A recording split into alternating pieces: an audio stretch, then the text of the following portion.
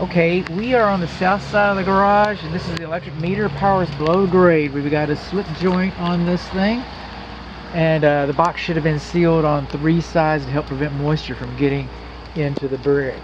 But that's what we got. Come over here on a nice rainy day, and we needed the rain.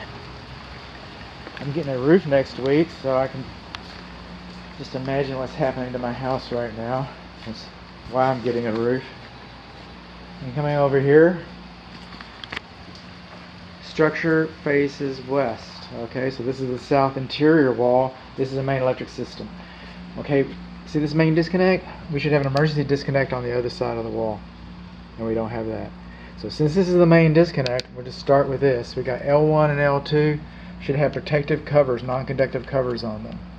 Would have been on the other side of the wall, but since we don't have one on the other side of the wall, this one's the main disconnect. This one should have the protective covers. We should have fire caulk inside of there in case the meter melts down, it doesn't come in here. In case this box melts down, it doesn't go in there. Okay, moving on along, our wires should not be in direct contact with the cabinet cover. Okay, and our cabinet should not have more than 1/8 of an inch gap. Okay, so this cover is supposed to fit on this box to keep the fire inside. If this cover fits over here, well, then the fire can migrate through and come on out. That's not the way. Those aren't the rules. We have different rules than that. Our rules say no more than 1/8 of an inch. No more than 1/8 of an inch. Okay, that's what the rules say.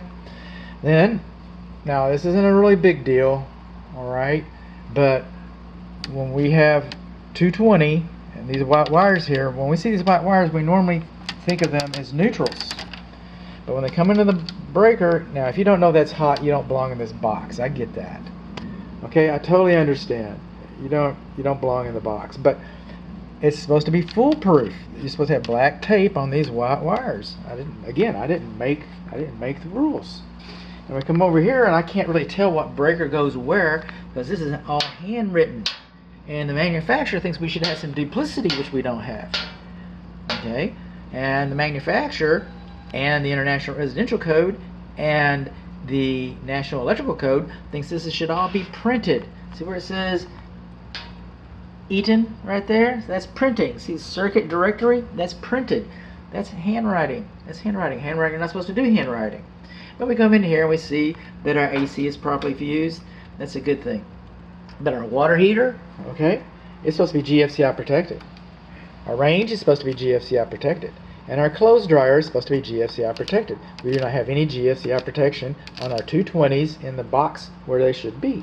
And then our range itself, it should have a lockout switch so that you can lock it out and then go work on it. You know, and the water heater too, but the water heater is right here. You can see it. And then the condensing unit and the furnace, they have their own lockouts. But we're supposed to have a lockout for the range, and we don't have that. We're supposed to have GFCI. Another thing we do not have is any AFCI.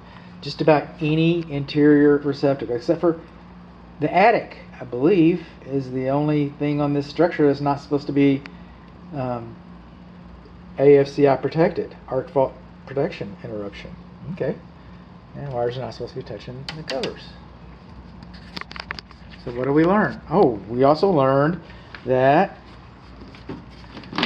I can't even make an assumption that we've only got one ground. Okay, we're supposed to have 2 grounds within 6 feet of each other. I could only isolate, I could only operate, I could only look, I could only find one ground on the exterior wall to the grounding rod.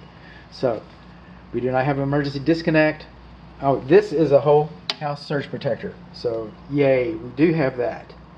But I can only see one ground.